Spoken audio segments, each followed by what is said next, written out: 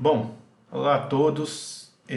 A gente começa então hoje o nosso curso, né, de Economia Monetária e Financeira, né? Desejo um bom semestre aí para vocês, que vocês aproveitem bem essa oportunidade de aprofundar aí os conhecimentos nessa questão da moeda, do sistema monetário e das implicações aí que a gente vai ver para a política, principalmente a política monetária, tá? A gente começa então o nosso curso, essa aula 1, falando sobre aquilo que é o objeto principal, né? E a gente tem que começar tratando sobre ele, sobre esse objeto principal, que é a moeda, né? Então, nessa aula 1, intitulada aí Origens e Conceitos da Moeda, a gente vai ver o surgimento e a evolução histórica chamada moeda, ou a gente pode utilizar o termo também meios de pagamento, né? E os seus conceitos, né, e as suas características, né? Então, o que é a moeda, né? O que faz de alguma coisa moeda? Para que serve a moeda? E por que surgiu isso, né? Então, por que a gente tem que ter algo intermediando compra e vendas? É isso que a gente vai tratar, né? E o objetivo aqui, no final dessa aula, vocês tenham a plena compreensão, né, sobre isso, tá? Sobre essas perguntas, as respostas, né, então, para essas perguntas, né? Então, com relação à bibliografia, a gente vai utilizar para essa aula o livro, né, o capítulo 1 do livro de Economia Monetária e Financeira do Lopes e Rossetti, ok? Na sua edição aqui, que eu estou citando, de 98, tá bom, gente? Há edições mais antigas, há edições mais recentes, tá bom, gente? Mas qualquer uma delas, tá, dá conta aí do nosso objetivo aqui para essa aula, ok? Então, primeiro aí a gente começa falando sobre a origem da moeda, né? Então, no início, né, os seres humanos, né, não necessitavam aí de moeda para realizar suas trocas, né? E por quê, né? Por que eles não necessitavam de moeda e faziam suas trocas por meio do chamado escambo, né? Escambo é a troca direta, né, de produtos, né? Então, por quê, né? Então, por que nem sempre existiu a necessidade de se ter a moeda? Então, vários fatores são colocados aí, né? E o principal deles é que principais deles é que as sociedades elas eram nômades, elas não eram sociedades, né, ou grupamentos humanos que se fixavam, né, conseguiam se fixar ainda numa determinada localidade, né, porque na verdade o ser humano precisa ali de alguns bens, né, de primeira necessidade, né, que água, né, alimentos. Então o ser humano ele transitava aí no território em busca de água, de alimentos. Então, por isso, ele normalmente não ficava muito tempo parado num determinado local. Ok? As suas necessidades, sendo necessidades ainda bem básicas, né? Ainda não existia necessidades mais sofisticadas, né? Mas as necessidades básicas eram atendidas com ele transitando numa determinada região e obtendo ali os bens para sua sobrevivência, né? Basicamente era isso, né? Ele não tinha capacidade então de formar grandes estoques, né? Então, esses bens de primeira necessidade, normalmente alimentação, né? Vestuário ali, até bem pouco, né? Mas, enfim, um vestuário que protegesse ali de insetos ou para aqueles grupos que viviam nas regiões mais frias, só proteger do frio, não seria alguma pele de algum animal, né? Mas tudo isso eram bens muito perecíveis, né? E não existia ainda técnica de conservação desses bens, de estoque desses bens. Então, tudo que se obtia, né, era mais para atender a necessidade ali de um determinado grupo que vivia junto, né, dos seres humanos ali que viviam um determinado grupo. E eles procuravam mais obter ali o que eles precisavam.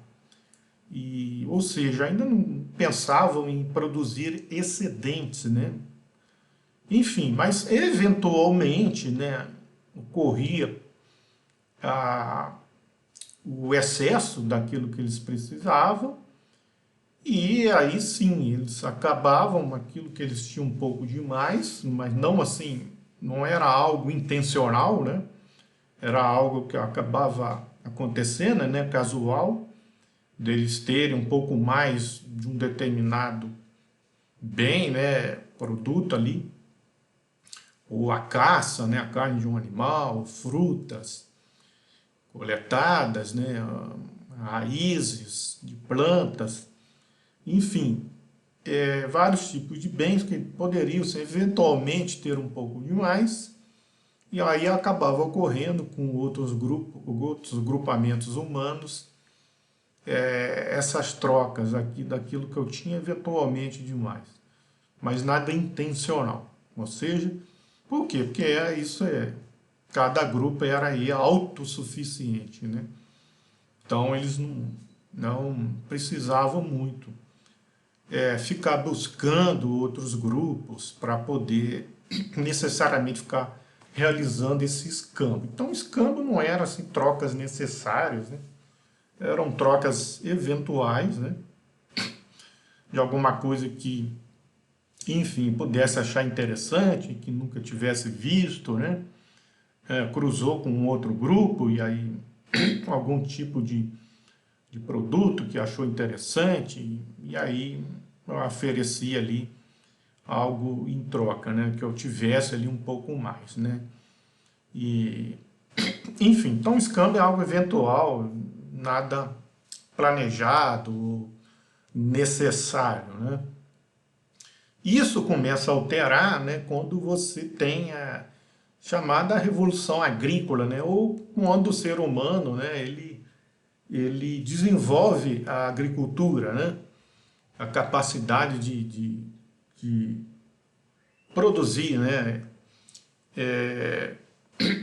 a partir da plantação, né, na terra, ah, aquilo que acontecia naturalmente, né? Então, às vezes, algum tipo de planta, né, nasce naturalmente na natureza, o ser humano, uma hora, acabou descobrindo que ele podia pegar sementes, mudas daquela planta e produzir, né, ele mesmo em maior quantidade, né? Então, quando ele descobre isso, juntamente, claro, com uma fonte de água, em um local seguro, né?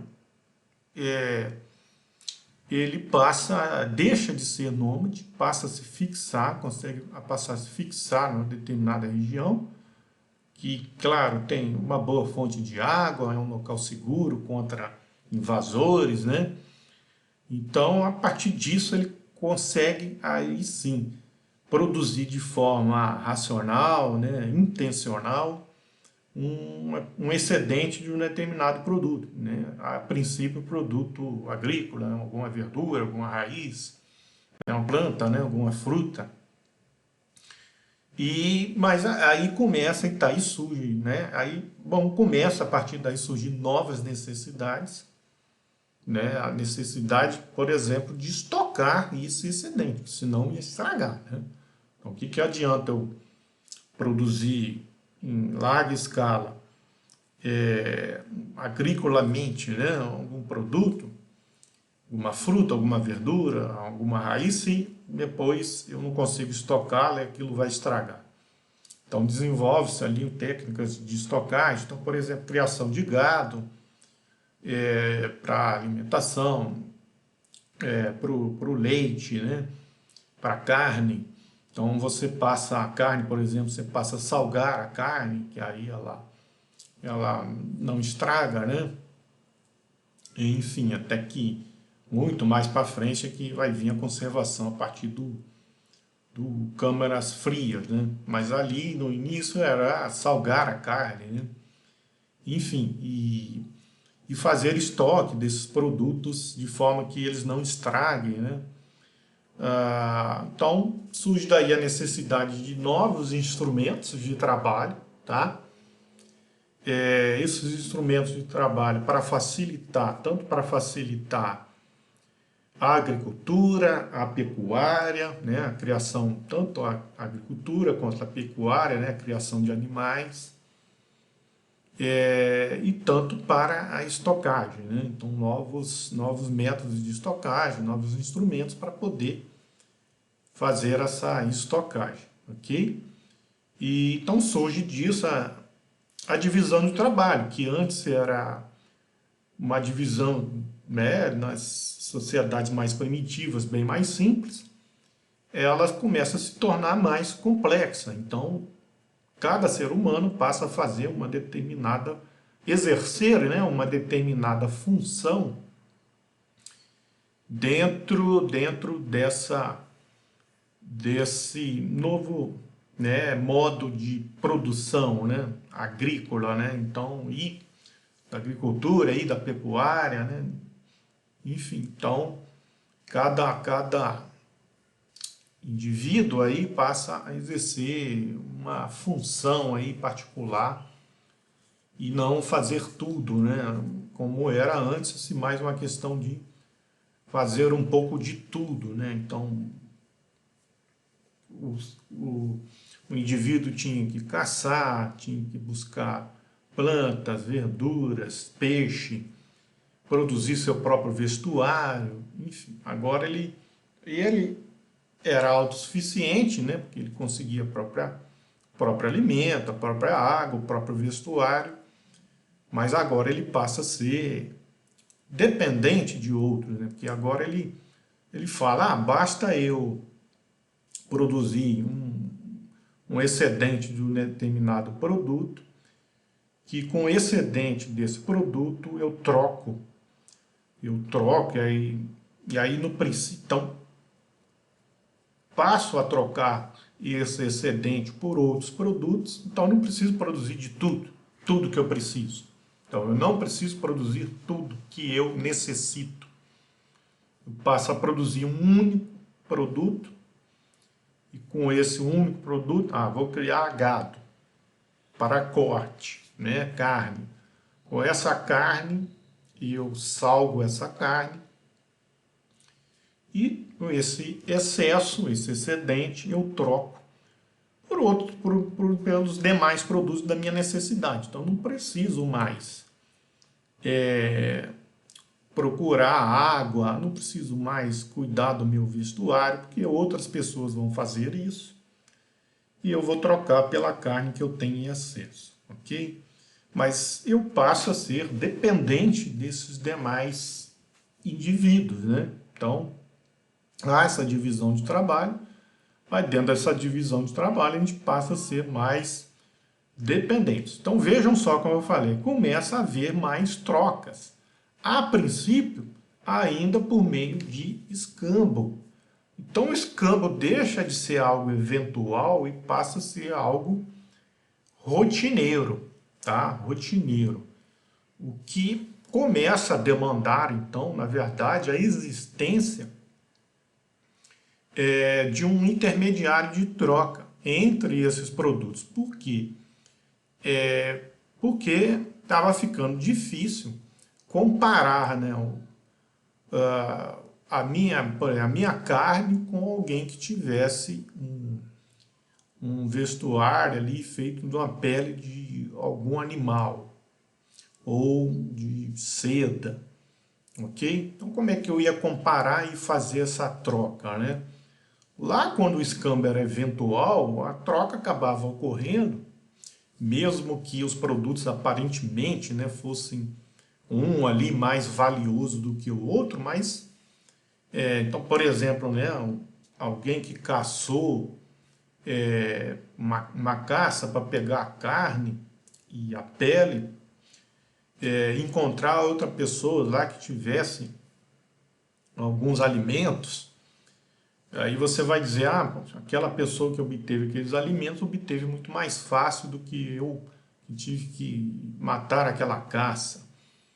Mas ali acabava ocorrendo a troca, porque, enfim, aquele cara desprendeu tanto esforço para a caça, que às vezes ele ia lá e falava assim, não preciso comer essa carne toda, eu vou lá trocar por um pouco de frutas e alimentos ali, enfim. Mas era algo eventual, ok? Agora não, o escambo passa a ser algo recorrente, então é necessário que haja um intermediário, algo que pudesse então intermediar essa compra e venda com mais facilidade, que agora os indivíduos começam a comparar mais o esforço que estão fazendo, né? E começam a medir melhor ali os valores ali do que ele produziu, né? Então, assim, enfim, ele, como está reservado, como a carne está salgada, não vai estragar tão rapidamente, eu posso, claro, agora barganhar e valorizar mais o meu produto do que sair trocando por qualquer coisa como acontecia no escambo, tá? Então agora a gente vai começar a falar aí então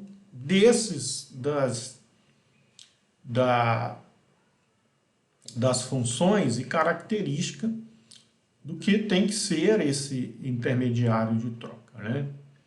Então, a moeda, ela tem, obviamente, ser primeiro essa intermediário de troca, ou seja, ser capaz, ser algo que todo mundo aceita, ok? Algum bem, né, que todo mundo aceita, então seja de fácil aceitação, que eu vou trocar a minha carne por um bem e depois esse bem ninguém vai querer. Porque, então, para fazer essa ponte entre a compra e a venda. Então, se eu vou trocar a minha carne por algum bem, esse bem depois eu tenho que conseguir trocar por alguma coisa que eu queira, que eu na verdade queria. Então, como a troca nem sempre vai ocorrer então mais diretamente, né? Então, a primeira coisa, ele tem que ter essa função de intermediar as trocas, ok? Então, ele tem que ser de aceitação aí, geral, algo que todo mundo queira, né?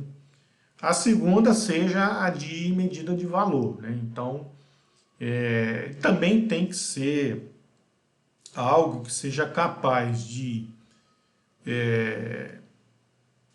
abstratamente, né, de forma abstrata, representar o valor de todos os demais produtos da economia, tá? Então, assim, para falar um pouco sobre isso, é relembrar vocês lá, do que vocês devem ter estudado já há algum tempo, né? Agora vocês estão quase no final do curso, mas lá no início do nosso curso vocês estudaram um pouco duas teorias que tentavam explicar por que os bens possuem valor, né, para a sociedade e para a economia, né? Então, vocês viram a teoria do valor trabalho, né? E vocês viram a teoria que trazia a questão da utilidade, né? Da necessidade ali do produto, né? Mas, resumidamente, assim, a teoria do valor trabalho dizia que Né, os bens são produzidos, há um trabalho para se produzir esse bem, então os valores, ou assim como o preço, seriam dados ali pela sua, pelo esforço, né, que foi feito para produzi-lo, né? Então, quanto mais esforço você tiver feito para produzir um bem, mais valoroso ele deve ser, né? Mais valioso ele deve ser. Bom, enfim. Então, ao comparar com outro bem que alguém fez um menor esforço, esse bem que tem um menor esforço de trabalho, ele tem que ser menos valioso, né? Essa teoria tem alguns problemas, né? Porque, então, enfim, aquilo, às vezes, individualmente pensando, né, nessa teoria, teria um problema que seria, mas se determinado indivíduo levou muito tempo para fazer um produto, então ele vai ser mais valioso, mas esse cara pode ter sido ineficiente na sua produção, tá? Então, por isso que a gente tem que olhar no agregado, né? Então, não só um determinado indivíduo produzindo, mas todos aqueles que produzem aquele determinado produto e ver qual é o tempo médio ali que realmente se leva para produzir esse produto. Então, esse tempo médio ali, comum, né, é que seria realmente aquilo que determinaria ali as horas de trabalho realmente ali necessárias, né, socialmente necessárias para produzir esse produto, tá? E então não pode ser olhado de forma individual, ok?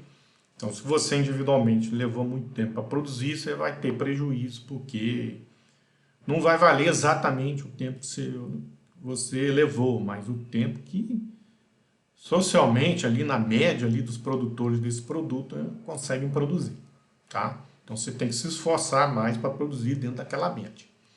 Essa é a questão, tá? Mas tem outro problema também que é levantado, que é o seguinte: se você produzir algo que ninguém quer, qual é o sentido, né? Então, se não há necessidade, não há utilidade para aquele produto, então você empreendeu esforço à toa também, né? Tá, gente? Então, você tem que produzir algo que também é útil. Então, por isso aí a teoria do valor, utilidade, né? Você estudar lá também, mais por início do curso, lá na área de PEC. Então, as coisas são medidas pelas suas horas ali, médias, né, de trabalho, que um grupo de pessoas que produz esse produto produzem, mas também elas têm que ser necessárias, ou seja, outras pessoas têm que querer esse produto, né? Ok? Então, assim vai ser medido, né, o valor. Então, eu preciso ter algum outro objeto, algum outro mercadoria que pudesse medir, ou seja, ser útil, ser demandada, né, que as pessoas queiram, e que ela conseguisse fazer essa comparação de valores entre os diversos produtos, bens, mercadorias, como vocês quiserem chamar aí, que existem aí, né, no hall aí da economia, tá? Então, isso é a medida de valor. Então, a primeira é assim, essa mercadoria todo mundo tem que querer, então ela vai conseguir realizar a troca entre duas mercadorias diferentes, que diretamente seria mais difícil, né? Uma coisa que eu até falei poucos. Então, por que diretamente o escambo acaba passando a ser difícil? Porque às vezes o cara que vende carne, ele quer uma seda, mas o cara que produz seda vem de longe, né? Vai demorar a chegar, então eu vou trocar logo a minha carne por alguma coisa que eu possa guardar com mais facilidade, e aí depois quando esse cara da seda chegar, eu faço a troca. Ou seja, nem sempre, né, o escambo determina que as trocas sejam ali diretas. Quem precisa do bem A tendo um bem B, encontre alguém que tem um bem A e queira esse meu bem B, e vice-versa. Então teria que ter essa coincidência, né, nas trocas para haver escambo. Já com o intermediário de troca, não precisa ter essa coincidência. Eu troco por alguma coisa universalmente aceita, eu fico com essa coisa durante um tempo até encontrar aquilo que eu quero. Alguém que tem aquilo que eu quero, tá? Na medida de valor, eu estou falando que esse também bem universalmente aceito, ele tem que conseguir medir os valores das duas. Então imagina, né? Como é que você mede, compara carne com vestuário? São coisas aí objetivamente totalmente diferentes, né? Então como é que você vai comparar? Através dessas teorias, então, quanto tempo de trabalho foi levado para fazer cada uma dessas coisas e a utilidade de cada uma dessas coisas, né? Vocês viram lá na teoria do valor utilidade, né? Também que, por exemplo, né? A água no deserto vale muito mais do que diamantes, né? Enfim. Então, tem tudo isso. Então, tem que medir isso. Então, trabalho, utilidade, e essa mercadoria tem que conseguir cristalizar essas duas coisas, permitindo aí que eu guarde isso durante um tempo e obtenha aquilo que eu quero, que eu não encontrei imediatamente, ok? E por último, né, então ela, além disso, ela tem que não só medir, como reservar esse valor. Porque se ela mede, eu pego, e ela perde valor, então eu perdi então um pouco daquele trabalho, daquela utilidade que eu produzi e acabei trocando com outra pessoa. Tá? Então ela tem que também reservar esse valor. Ok? Então esses são os 3 pontos, as 3 funções principais aí da moeda. Tá? E aí as características, aí a gente passa para as características. Além disso, né? Então, além de ter essas funções, né? Esse bem universalmente aceito, né? Ele tem que ter algumas características para poder ser um bom aí, ser uma boa moeda, né? Então, primeiro, tem que ser indestrutível. Então, se é destrutível, não vai reservar valor. Concordam comigo? Inalterável, né? Então, se é destrutível e pode haver alterações que se refere mais a você falsificar, né? a você burlar um pouco, modificar um pouco essa moeda e tentar enganar a outra pessoa, né? Então ela também não pode ser alterável, de forma que você possa falsificá-la ou alterar a sua composição, de forma que eu esteja achando que eu estou recebendo alguma coisa, estou recebendo outra. Ela tem que ser homogênea, né? Homogênea. Enfim, isso ajuda aqui na inalterabilidade, né? E também nessa questão da aceitação, né, para troca e medida de valor, porque, enfim, não pode ser assim, um produto que tenha diferentes qualidades, né? Vai ter dificuldade de medir valor, por exemplo, né? Então, se eu estou trocando para um bem universalmente aceito, que ele tem diversas qualidades, de qualidade pior e qualidade maior, como é que eu vou saber? Então, não, mas você está me dando esse bem, mas ele tem uma qualidade pior, então eu vou te dar um pouco menos. Então, isso traria muitos problemas, né? Ele tem que ser divisível, tá? Para facilitar aí o transporte, facilitar as trocas também, né? Às vezes, se ele não é divisível, né? Então, um dos bens, por exemplo, antigos que eram aceitos era o gado, né? Então, o gado preciso dele vivo, né? Então, ele não é divisível, né? Então, tá, mas você tem né, quantidade, né, de animais, né? Mas enfim, ficava difícil você fazer compras menores. Então, para fazer compras menores, de menores valores, né? Então você precisava de divisibilidade, tá? A não ser que aí você ficava obrigado a ter que trocar em grandes quantidades, tá? Tem que ser transferível, né? Então não pode ser algo que seja difícil de transferir, né? Porque isso estaria ligado à facilidade de manuseio e transporte também, ok? Então você não pode oferecer o gado, é fácil de transferir. Agora, se fosse um animal mais selvagem, né, ficaria difícil de alguém aceitar aquilo. E porque não, como é que eu vou carregar esse bicho, né? Então, alguma coisa assim, ou algo muito pesado, né? Então, não pode ser algo muito pesado, porque então não pode ser algo que causa perigo para as pessoas, né?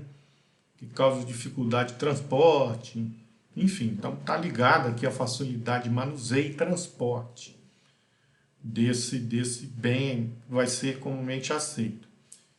E que ele tenha baixo custo de estocar, então, por exemplo, o gado tinha...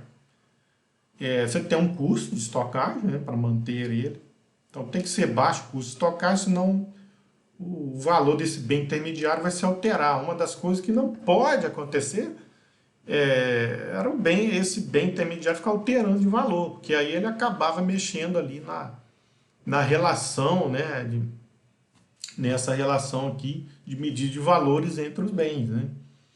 E custo de transação também, ou seja, negligenciável. O que é isso, né? Então você não ter dificuldade de transacionar esse bem universalmente aceito. Se tiver um custo de transação, também complica e modifica ali a medida de valores ali, né, entre os bens, tá, gente? Ok? Então agora sim a gente entra aí na evolução histórica da moeda e vai ficar mais claro ainda essas questões, né? Então, a moeda, ela primeiro surge como mercadorias raras ou muito necessárias, né? Então, como eu disse, por exemplo, tem o exemplo do gado, né, que eu já dei, e por exemplo, o sal, né, que deu até a origem à palavra salário, né? Então, eram mercadorias ou raras. Tem também a história lá da seda, da pimenta do reino, também que servia, né, para não estragar, principalmente carne, né? Então, especiarias, né? Então, entre outras coisas, né, que serviram aí inicialmente como meio de troca. Eles atendem às funções da moeda de meio de troca, de medida de valores e reserva de valor. Mas o problema foi que essas primeiras mercadorias raras ou necessárias não possuíam todas essas características necessárias da moeda, como eu falei no caso do gado aqui. Existia problema de inalterabilidade, de homogeneidade, enfim, de todos esses elementos aqui, se a gente pudesse falar desses primeiros, existia problemas com relação a isso. Então, o que surgiu logo para substituir essas mercadorias raras foram os metais preciosos. Então aí surge a moeda metálica, né? Então surge inicialmente aí os metais preciosos. Eles atendem também as funções da moeda, tá? De transação, né? De meio de troca, de medida de valores e reserva de valores, tá? Mas apresenta aí alguns inconvenientes. Primeiro, de transporte, os metais preciosos eram pesados, então transportá-los a longas distâncias tornou-se algo difícil, tá? E perigoso. Então daí os relatos históricos né, dos saques, né, por piratas e enfim, isso que acontecia. Então era muito arriscado, né, ficar transportando ouro, prata ou qualquer outro metal precioso a longas distâncias. Então, o que aconteceu aí para surgimento da chamada moeda papel, né? Acaba surgindo a moeda papel porque os comerciantes detentores de metais preciosos acabaram deixando esses metais preciosos guardados em chamadas casas de custódia. Então surge aí as chamadas casas de custódia para guardar esses metais preciosos. E aí esses proprietários dessas casas de custódias que faziam esse serviço, né, entregavam um certificado de depósito para esses comerciantes aí, proprietários aí dos metais preciosos, e esses papéis possuíam 100% do lastro, ou seja, eu com esse papel, né, aí os comerciantes com esse papel acabaram preferindo transferir esse papel do que ir lá buscar o ouro e pagar ali pelas suas compras. Então eles simplesmente iam lá e passavam esse certificado para outro comerciante em troca dos produtos que eles precisavam. Então passou a circular, em vez de circular o ouro e a prata, né, os metais preciosos, passou-se a circular aí esses certificados de depósito, que foi o primeiro exemplo de moeda papel, tá, gente? Que é diferente de papel moeda. Porque a diferença para o papel moeda é que esse certificado de depósito tinha que ter lastro de 100%, mas o que aconteceu nesse meio do caminho? Os proprietários das casas de custódia, eles percebem que as pessoas que depositavam o ouro lá não mais buscavam ir lá resgatar, né? Mesmo que eles passassem para frente esse certificado de depósito, os detentores, então esse certificado de depósito ficava circulando e os detentores não iam lá resgatar o ouro. É porque era isso que a gente falou, né? Era muito perigoso, né? Ficar circulando com ouro e prata, dada a insegurança e o risco, né, elevado de roubo. Então eles preferiam ficar circulando esses certificados. Então eles percebiam, o ouro está ficando aqui estocado. O que eu posso fazer? Eu posso começar a emitir certificado de depósito sem estar 100% lastreado na quantidade de ouro que eu tenho aqui. Então eles começam aí a fazer aí a primeira função de banco, né, da história, né, que viria a ser agora os bancos modernos. Então eles começam a multiplicar esse certificado de depósito sem o lastro de 100%, o que isso é conhecido hoje como chamado crédito, né? Então eles começam, na verdade, a criar ali o princípio, né, da oferta de crédito, né, que é o da multiplicação aí da moeda papel, né?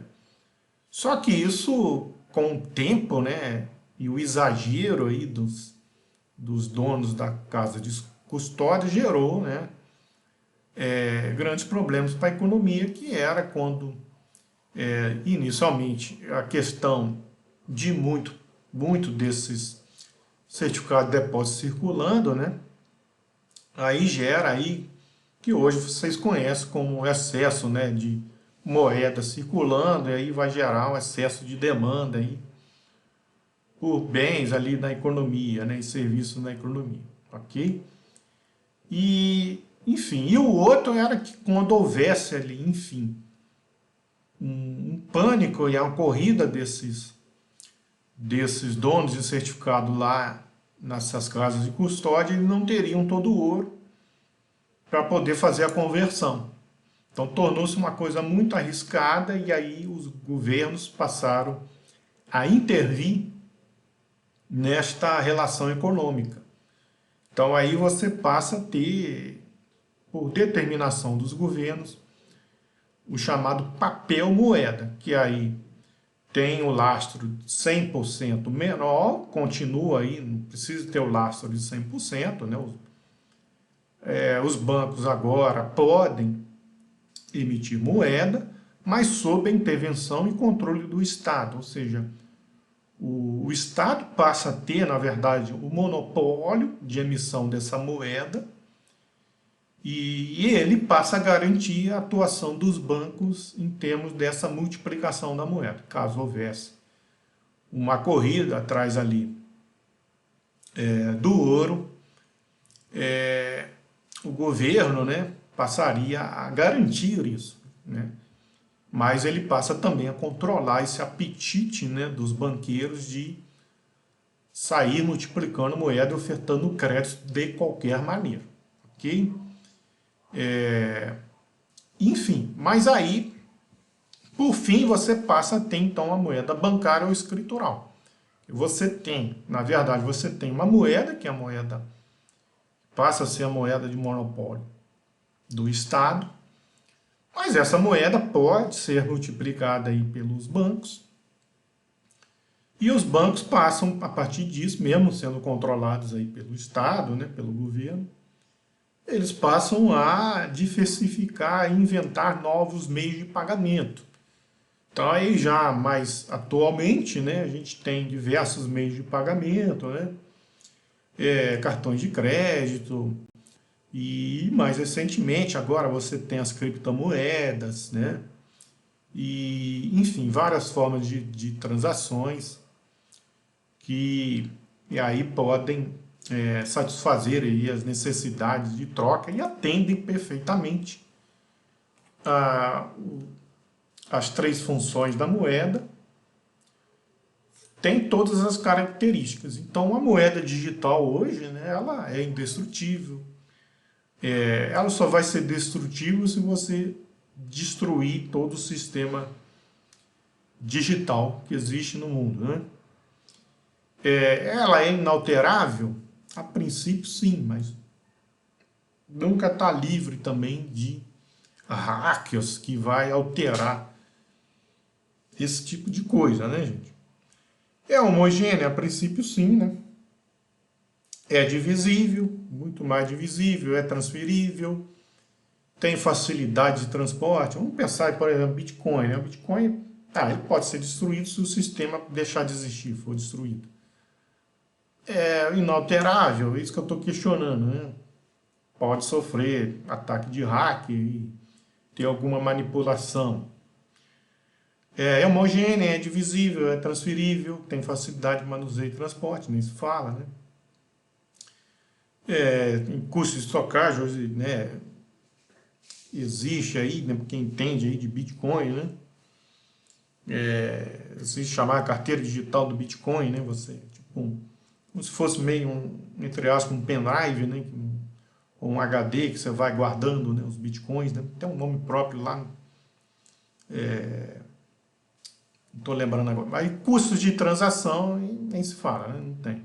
O custo para quem minera Bitcoin, o gasto com energia, né? Isso, de internet, ok? Mas enfim, então assim, você vê que nem mesmo o Bitcoin é tão perfeito assim, né, gente? Então, dada a dificuldade de se ter essa moeda, mas estou falando do Bitcoin porque é um tema atual, muitos alunos perguntam sobre isso, né? E é o futuro, né? Então, eu acredito que vai ser algo controlável, né, pelo Estado, tá? Não vai ser algo liberal. Não acredito que seja uma moeda tão liberal, né? Então o Estado já está trabalhando para controlar de alguma forma. Até porque de forma liberal a gente está vendo aí que há problemas, né? Então há pessoas que se aproveitam de outras e há muitas pessoas perdendo dinheiro e porque acreditaram, né, aquela pessoa que controla ali e tal, enfim. Mas o Estado tem que, a posição que eu acredito, o Estado vai controlar de alguma forma isso, os bancos centrais, né, vão controlar isso de alguma forma, e já se discute, aí alguns países já discutindo para adotar alguma moeda digital, né, o Bitcoin é uma delas, tá, gente? Criptomoeda, né, que é um nome geral. Então, e já penso, por exemplo, transformar aqui no Brasil o real também numa criptomoeda, né? Então seria uma criptomoeda, mas que seria totalmente ainda controlado pelo Banco Central, a sua circulação, sua emissão, circulação. Eu acredito nisso. Não acredito que ela vá circular de forma tão livre. De forma livre como ela está, para mim, é somente um papel ali especulativo, né?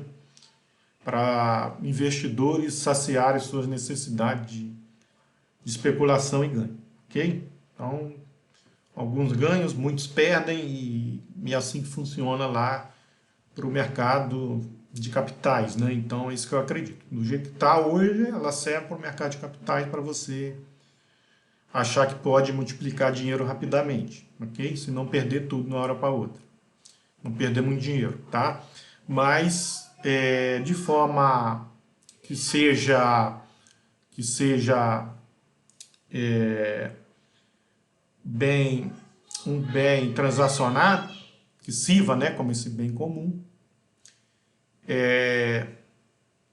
somente se o Banco Central puder controlar, tá bom, gente? Então eu fico por aqui, né? Essa foi a nossa aula, a primeira aula. Desejo a todos aí novamente bons estudos e até a próxima aula.